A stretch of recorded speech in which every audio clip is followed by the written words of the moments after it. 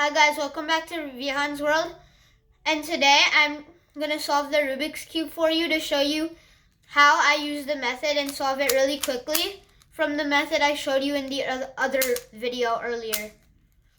So I'm going to, here I have it mixed up and I'm going to solve it in 3, 2, 1, begin.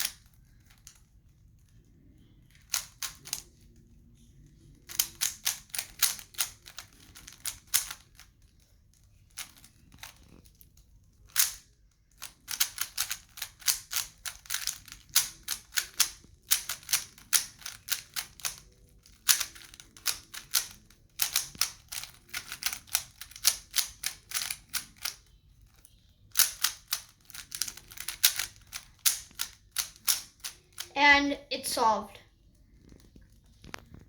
Okay guys, so thank you for watching and just remember to click that subscribe button and bye. See you next time in the next video.